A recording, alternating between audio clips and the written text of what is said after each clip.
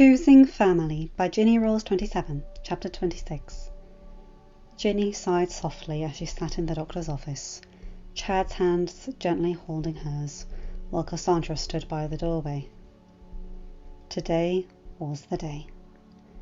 The day where she would find out exactly why, despite their many, many attempts, they had failed to get pregnant. While, logically, Ginny knew it could have been an issue with either of them, in the back of her mind, she couldn't help but blame herself. She was the one from the Isle, and unlike Mal or Uma with their connections to Olympus and Hades' cooking, she had been lower on the Isle totem pole. She had been one of the girls without a gang. Her only comfort, as cruel as it was the fact that Harriet had been having difficulty conceiving a child as well, according to Mal. The other Isle Royal wouldn't gossip per se about the other girls on the Isle, but if Ginny had asked, Mal would tell her. The two of them had become, Ginny wouldn't say close friends, but they were at least closer than acquaintances. It was certainly nice to see Mal's face at the monthly Learning to be Royal meetings.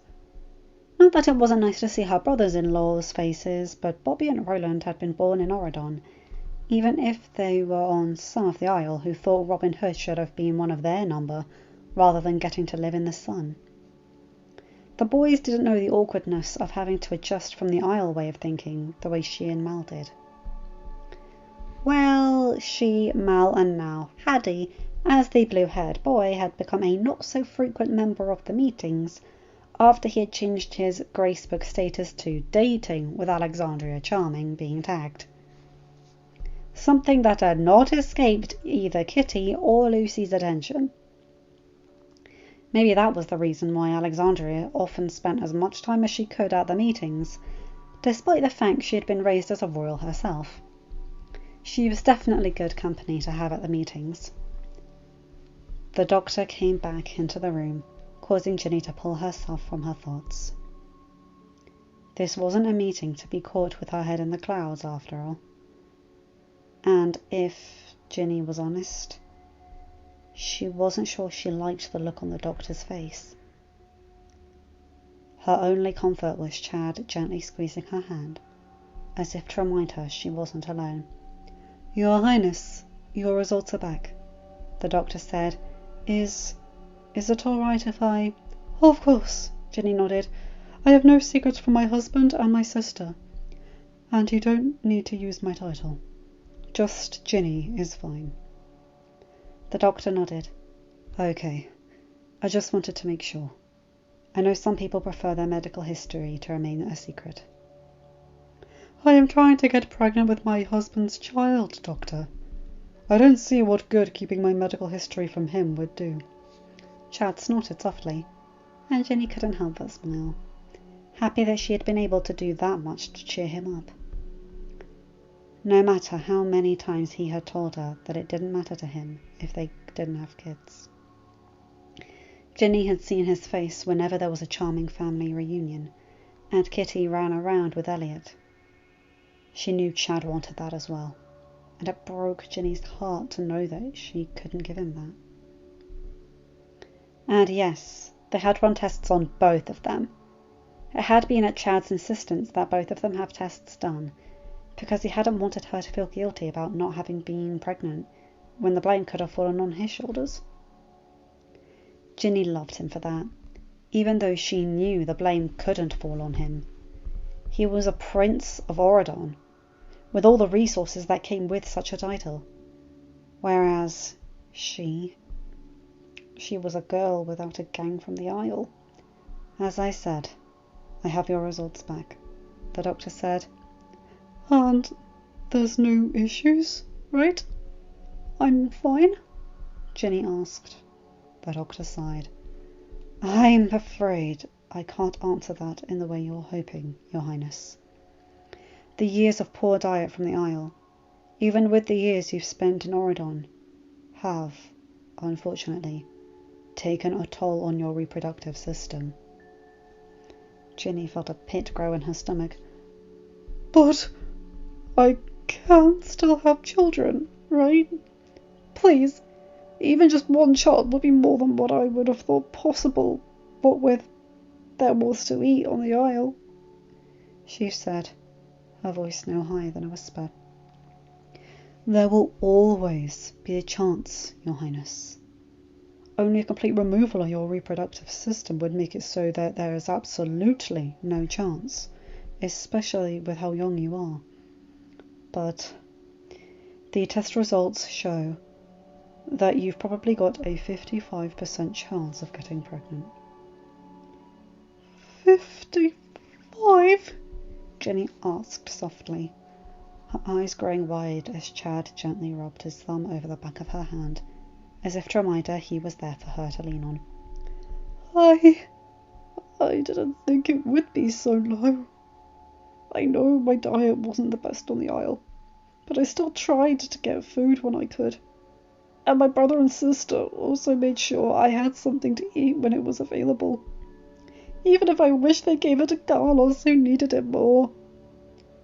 Clay and I were able to give both of you food when we could, Ginny. Cass spoke up from her spot in the back corner. But Carlos was the one smart enough to join up with the rats, Ginny whispered. More likely because he needed the added help, with no matter how small he was. And still is, for that matter. Chad thought, but wisely did not say anything. Hey, it might have been a shock to learn that Carlos was technically his brother-in-law, but he was the one VK Chad had liked back when he was under the hypnosis. And Chad had no intention of running afoul of Cass's sword, thank you. The doctor sighed. I understand this is stressful, Your Highness, and the last thing I want to do is cause you more distress. But I must advise you that if you do become pregnant, it may be your only pregnancy, as you would be considered high risk. And what? God forbid. But what if I do get pregnant and I lose the baby? Ginny asked, her voice no higher than a whisper. Would I never be able to have kids after that? That would have to be discussed if and when that happens, and we'd have to take your physical condition at that time into account, the doctor said. Chad rested a hand on Ginny's shoulder once more and squeezed it gently, to remind her that she wasn't alone, that she could lean on him if she needed to. I understand, Doctor. Thank you, Ginny said with a whisper, even as she seemed to almost shut down. The doctor sighed. You're welcome. I only wish I had better news for you, Your Highness. I'm sorry. Ginny nodded her head slightly, not trusting herself to speak, lest all the feelings she had building inside of her bubbled up, and she started crying right then and there. The last thing they needed was a chance encounter with paparazzi catching them leaving a doctor's appointment with her in tears. Hey, it's okay, Jin. Really, it's okay, Sherry. It's not your fault. She could hear Chad murmuring in her ear as he rubbed her back. It is though. Whose fault would it be, Chip? Ginny whispered faintly, her voice so soft he wasn't sure if her lips moved. I know exactly whose fault it is.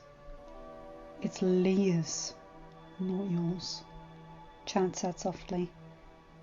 If I had gone to Lord Hades' restaurant or Ursula's, there were options for food that I never considered, Ginny whispered. It's not like I was banned from either. Nothing stopped any of the girls without gangs from just walking in. So, it's my fault. It's all my fault.